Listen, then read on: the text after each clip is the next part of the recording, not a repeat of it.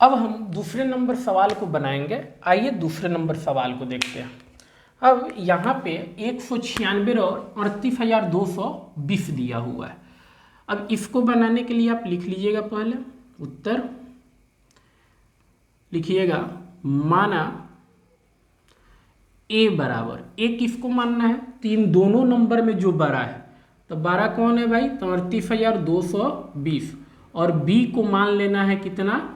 196, क्योंकि बी छोटा है। ठीक है। अब हम लोग प्रयोग करेंगे यूक्लिड विभाजन एल्गोरिथम। यूक्लिड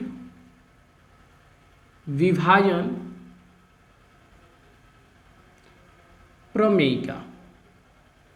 प्रमेयिका से। तो सबसे पहले क्या करेंगे, अगर हम लोग भाग करके देख लेते हैं तो हम लोग भाग देंगे 196 से। जैसे हम इसको इधर न देकर, चूंकि वीडियो में उधर नहीं आएगा इसलिए हम इधर लिखते हैं।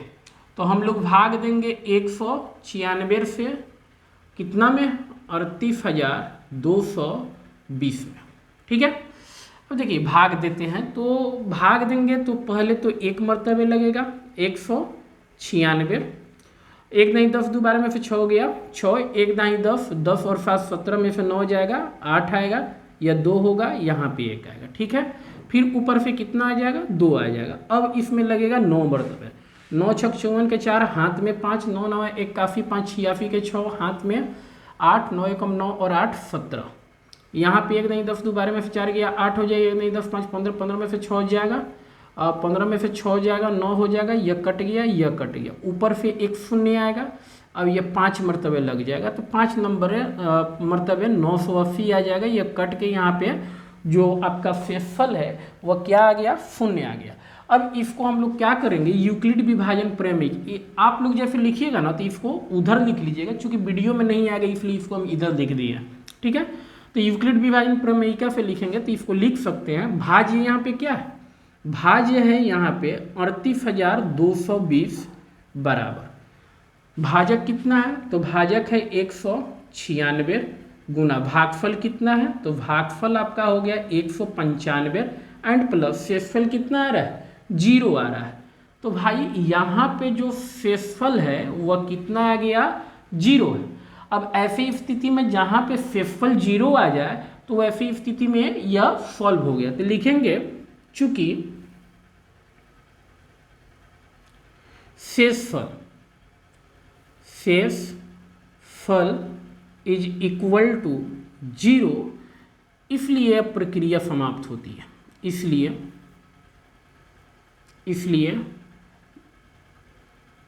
यह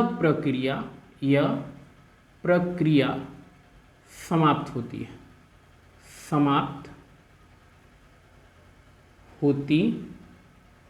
है। चूंकि यहाँ भाजक कितना है? तो भाजक यहाँ पे 196 है, भाजक 196 है, इसलिए HCF ऑफ किसका? 196 कौमा 38,220 का कितना आ गया भाई? 196। यह आपका सवाल हो गया। अब आइए हम तीसरा सवाल देखेंगे। यदि आपको यह वीडियो पसंद आया हो तो कृपया आप लाइक करते चलेंगे और चैनल को सब्सक्राइब करते चलेंगे। तो हम लोग अब तीसरे नंबर सवाल पे आते हैं। तीसरे नंबर सवाल को हम यहाँ पे लिख लेते हैं और इसको हल करते हैं। 867 और 255 है। ठीक है। आइए इसको हल करते हैं। अब जैसा कि आपको पता ही है, इसको क्या करना है? सबसे पहले मान लेना है। तो आप इसको मान लीजिएगा, लिखिएगा माना a इज इक्वल टू जो 12 होगा, तो 867 12 है तो 867 को मान लिए, यहाँ पे और लगाइएगा और b बराबर लिखिएगा 255। ठीक है। अब हम लोग सबसे पहले भाग करके देख लेते हैं, मतलब मसा निकाल के देख लेते हैं। तो हम लोग को मसा देना है 867 में कितना से? 255 से। तो भाई 255 से दिए 25 3 75, 3 मरतबे, 5 3 15 के 5, हाथ में 1, 5 3 15 और 1 16 के 6, हाथ में 1, 3 दूना 6 और 1 7, 7 में से 5 जाएगा 2, 6 में से 6 जाएगा 0, 8 में से 7 जाएगा 1। अब देखिए यहाँ पे शेषफल शून्य नहीं आ रहा है, तो इसको लिखेंगे यूक्लिड विभाजन प्रमेयिका से, यूक्लिड विभाजन प्रमेयिका से।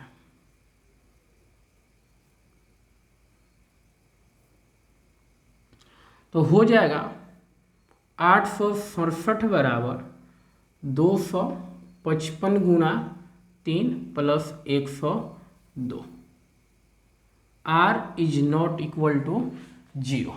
फिर अब क्या करेंगे, 102 से भाग देंगे 255 में, ठीक है। तो कितना मरतबे लगेगा, 2 मरतबे, 2 दूना 4 0 2, 5 में से 4 जाएगा 1 5 और यह कट गया। फिर यहाँ पे शेषफल क्या आ रहा है, 51 आ रहा है, तो इसको लिखेंगे यहाँ पे भाज्य क्या है 255 है, बराबर भाजक क्या है भाई 102 है, और गुना भागफल क्या है 2 है, और प्लस शेषफल क्या है 51 है। फिर यहाँ पे आपका जो आर है वह क्या आ गया, 0 के बराबर आया, नहीं आया। फिर इसको एक स्टेप और आगे बनाएंगे, यहाँ पे 102 होगा, अब 2 मरतबे इसमें भाग लग जाएगा, तो यह कट के क्या आ जाएगा, शून्य आ जाएगा। तब लिखेंगे ऐसी स्थिति में आपका भाज्य जो है वह 102 है, भाजक जो है 51 है, प्लस भागफल 2 है, और शेषफल क्या है 0 है। तो यहाँ पे आपका आर कितना आ गया, शून्य आ गया। तो लिखेंगे चूंकि आर जो है वह कितना आ गया 0, इसलिए चूंकि आर इज इक्वल टू 0, अब यहाँ पे थोड़ा फॉर्म अलग भाषा में लिखते हैं, ऐसी स्थिति में, ऐसी स्थिति में भाजक, भाजक कितना है, भाजक आपका 51 है, इसलिए HCF हो जाएगा इसका, कितना का HCF 867,255 का HCF कितना है 51, जो भाजक आता है वही हो जाता है 51। तो इस प्रकार से यह आपका 3 सवाल सॉल्व हुआ। यदि आपको यह वीडियो पसंद आ रहा हो तो कृपया चैनल को सब्सक्राइब कर दीजिएगा और दोस्तों में शेयर कीजिएगा, और इस वीडियो को लाइक कर दीजिएगा अपने प्यारे हाथों से। आइए अगले सवाल की तरफ बढ़ते हैं।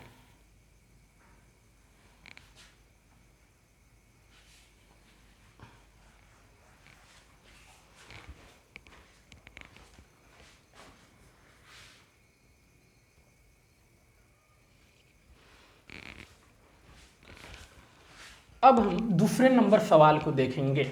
दूसरा नंबर एग्जाम की दृष्टि से यह VVI सवाल हो सकता है आपके लिए। यह जो सवाल है एग्जाम के पॉइंट ऑफ व्यू से यह VVI है। इस टाइप का सवाल हमेशा एग्जाम में पूछते रहता है। अब यहाँ पे देखिए सवाल को समझेंगे। दर्शाइए कि कोई भी धनात्मक विषम पूर्णांक 6q+1 या 6q+3 या 6q+5 के रूप का होता है जहाँ q कोई पूर्णांक है। अब देखिए याद रखिएगा, यहाँ अगर इस फॉर्मेट को समझिएगा ना तो q से हमेशा यहाँ पे क्या आ रहा है 6 आ रहा है, क्या आ रहा है 6 आ रहा है, 6 आ रहा है, ठीक है ना। जो इसका जो फॉर्मेट है यह 6 में है। यदि 4 आता तो 4 के टर्म में होता, यदि 7 आता तो 7 के टर्म में आता, यदि 8 के टर्म में आता, अगर 8 लिखा होता तो 8 के टर्म में आता। तो इस सवाल को बनाने के लिए हम लोग क्या करेंगे, मानेंगे। सबसे पहले कोई भी दिया है तो हम लोग आइए इसको सॉल्व करते हैं। देखिए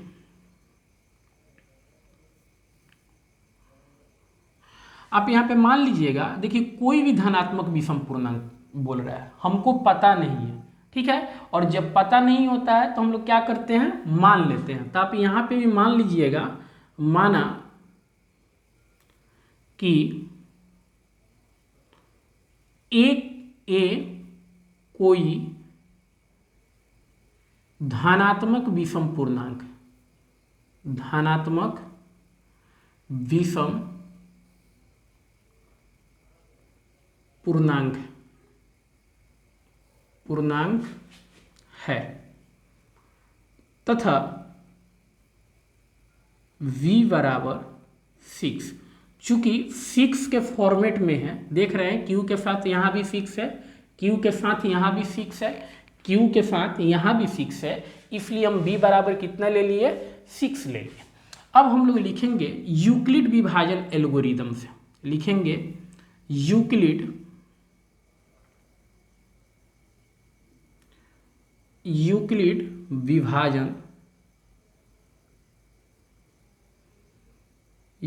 विभाजन प्रमेयिका से लिखिएगा। एल्गोरिदम आपका चरणबद्ध प्रक्रिया होता है, इसलिए हम लोग प्रमेयिका लिखेंगे। अब क्या होता है यह, तो यह होता है ए बराबर VQ प्लस R, जहाँ 0 से 12 या बराबर होता है R और B से छोटा होता है। ठीक है, तो यहाँ पे अब देखिएगा तो A बराबर, देखिए इतना लिखने में आपको कोई दिक्कत नहीं होना चाहिए, क्योंकि यह जो है आप सवाल के अकॉर्डिंग ही लिख रहे हैं। यहाँ पे कोई भी धनात्मक विषम पूर्णांक बोल रहा है तो आपने लिख लिया, माना कि A को मान लिए A कोई धनात्मक विषम पूर्णांक है, और चूंकि 6 के फॉर्मेट में है इसलिए b बराबर कितना ले लिए, 6 ले लिए। अब हम लोग जानते हैं यूक्लिड विभाजन प्रमेयिका, तो यूक्लिड विभाजन प्रमेयिका से a बराबर हो जाएगा BQ प्लस R, जहाँ पे 0 जो है वो क्या है, R से छोटा हो सकता है या बराबर हो सकता है, और R किससे छोटा हो सकता है, तो B से। ठीक है, अब देखिए b बराबर यहाँ पे कितना लिए, 6 लिए हैं, तो b के जगह पे हमने 6 लिया, Q प्लस R। अब यहाँ पे लिखेंगे जहाँ R। अब बताइए R यहाँ पे कितना हो सकता है, तो कंडीशन यहाँ पे देख रहे हैं R जो है वो क्या है, 0 के बराबर है या 0 से बड़ा होगा, लेकिन B से हमेशा छोटा होगा, और B यहाँ पे कितना है, 6 है, मतलब R जो होगा ये आपका 0 हो सकता है, 1 हो सकता है, 2 हो सकता है, 3 हो सकता है, 4 हो सकता है और 5 हो सकता है, मतलब 6 से छोटा होगा, इसलिए आप यहाँ पे इतना लिख सकते हैं। ठीक है, अब देखिए, अब यहाँ पे कॉमा लगाइएगा। अब यहाँ पे हो जाएगा जब R बराबर 0, यदि R बराबर 0 लेंगे तब क्या होगा भाई, तब होगा A बराबर तब हो जाएगा A बराबर 6Q। ठीक है, और प्लस R बराबर कितना लिए, 0 लिए। ठीक है ना, तो यह आपका हो जाएगा 6Q। ठीक है, A बराबर कितना आ गया, 6Q। ठीक है, अच्छा अब देखिएगा जब R बराबर 1 हो, R बराबर कितना हो, 1 हो, तब A बराबर आपका हो जाएगा 6Q प्लस 1। जब R बराबर 2 ले तब A बराबर कितना हो सकता है, 6Q प्लस 2।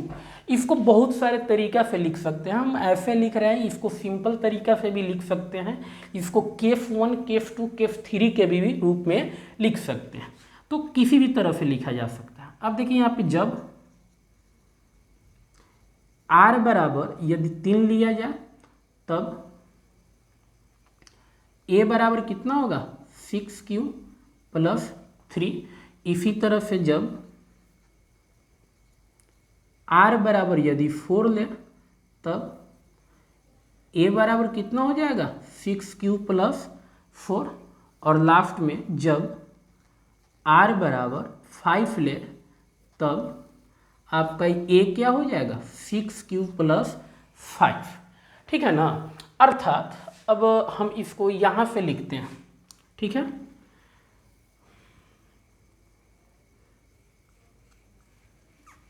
अब देखिए यहाँ पे लिख सकते हैं इसको, अर्थात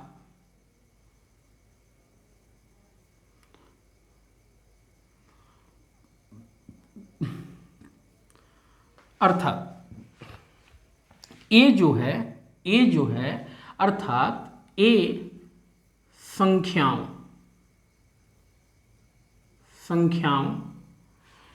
6q comma 6q plus 1, 6q plus 2, 6q plus 3, 6q plus 4 या 6q प्लस 5 के रूप का होगा या लिख सकते हैं हो सकता है। ठीक है। अब r बराबर यह 0 से 5 ले तो यह जो a है यह क्या हो सकता है, 6q plus 1, 6q plus 2, 6q plus 3, 4, 5 के रूप का हो सकता है। लेकिन अब यहाँ पे देखिए, अब यहाँ पे जो महत्वपूर्ण चीज़ है वह यह देखना है कि यह बोल रहा है सवाल में कि भैया a जो है यह आपका कैसा पूर्णांक है, यह आपका विषम पूर्णांक। तो इसमें सिर्फ हम लोग किसको लेंगे, विषम पूर्णांक लेंगे। तो आप यहाँ फिर लिखिएगा, चूंकि a एक विषम पूर्णांक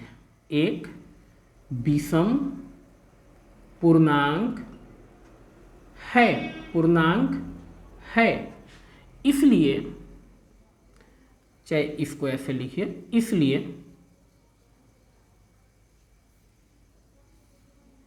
यह 6q, 6q plus 2, 6q plus 4 के रूप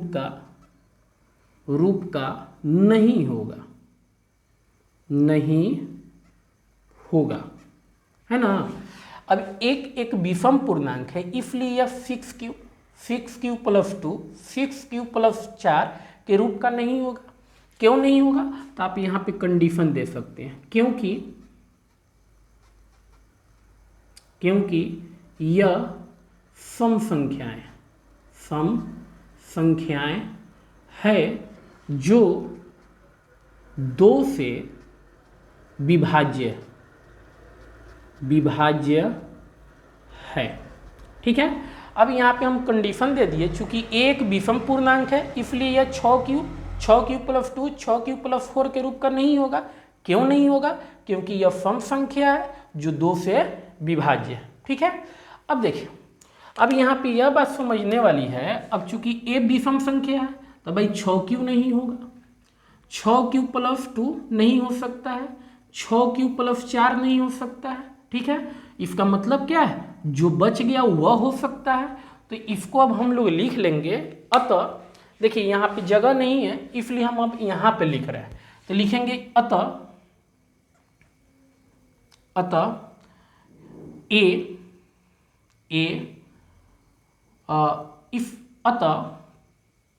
कोई भी धनात्मक विषम पूर्णांक, कोई भी धनात्मक विषम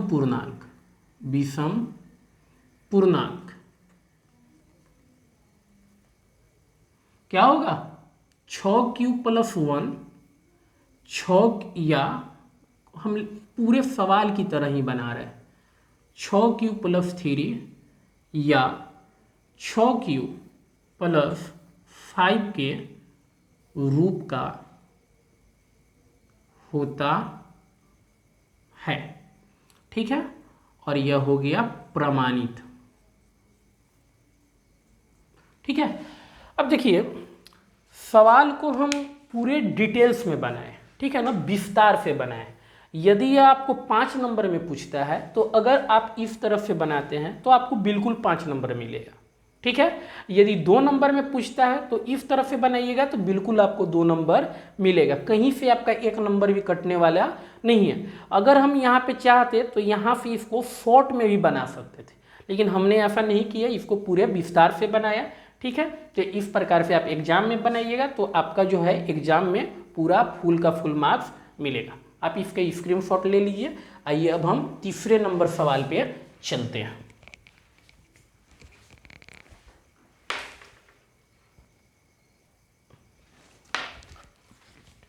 आइए अब हम तीसरे नंबर सवाल को देखते हैं। तीसरा नंबर सवाल है, किसी परेड में 616 सदस्यों वाली एक सेना की टुकड़ी है, ठीक है ना, जिसको 32 सदस्यों वाले एक आर्मी बैंड के पीछे मार्च करना है। दोनों समूहों को समान संख्या वाले स्तंभों में मार्च करना है। उन स्तंभों की अधिकतम, अब यहाँ पे ध्यान देने वाली बात है, अधिकतम संख्या के बारे में पूछ रहा है। अधिकतम संख्या क्या है जिसमें वे मार्च कर सकते हैं। तो याद रखिएगा, जब भी अधिकतम संख्या के बारे में पूछे तो आप वहाँ पे क्या कर सकते हैं, HCF निकालिएगा, ठीक है ना। तो यहाँ पे हम HCF निकालेंगे। तो ठीक जैसे पिछले क्लास में हम लोग पिछला जो सवाल बनाया है निकाले हैं उसी तरह से निकालेंगे। यहाँ भी मान लेंगे, माना A बराबर मान लीजिए 616 और B बराबर मान लेंगे 32, ठीक है। इसका HCF निकालेंगे तो 32 से हम लोग भाग देंगे 616 में, ठीक है। तो 32 से भाग लगेगा, 32 से कम 32, 1 2 10 1, 11 में से 2 जाएगा 9, 5 में से 3 जाएगा 2, ऊपर से कितना आ जाएगा 6। तो 7 तिरका 21, 9 तिरका 27, 9 मरतबे भाग लगेगा, ठीक है ना। तो 9 दूना 18 के 8, हाथ में 1, 9 तिरका 27 और 1 28, 1 नहीं 10 और 6, 16 में से 8 गया 8, ऊपर से कितना आ जाएगा, चूँकि दहाई लिए हैं यह कट जाएगा, यह कट जाएगा, ठीक है। तो आप यहाँ पे लिखिएगा यूक्लिड विभाजन प्रमेयिका से क्या हो जाएगा, तो भाज्य है आपका 616 बराबर भाजक कितना है 32 गुना भागफल 19 प्लस शेषफल कितना है 8। तो यहाँ पे r जो है वो 0 के बराबर हो रहा है, नहीं हो रहा है, ठीक है। तो इसको एक स्टेप और आगे ले चलेंगे तो 8 से भाग देंगे अब 32 में, ठीक है। तो 8 चौका 32, या आपका कट जाएगा। यहाँ पे क्या आ रहा है शेषफल, शून्य आ गया ना। अब इसको लिखेंगे तो यहाँ पे आ जाएगा आपका 32 बराबर 8 आपका भाजक हो गया, भागफल कितना है 4 है और प्लस शेषफल कितना है 0 है। इस प्रकार का यार r लिखाता ही नहीं, पहले इतना अच्छा लिखते थे। r 0 के बराबर हो गया, ठीक है। तो लिखेंगे चूंकि r बराबर 0, इसलिए यहाँ प्रक्रिया समाप्त होती है, प्रक्रिया समाप्त होती है। और यहाँ भाजक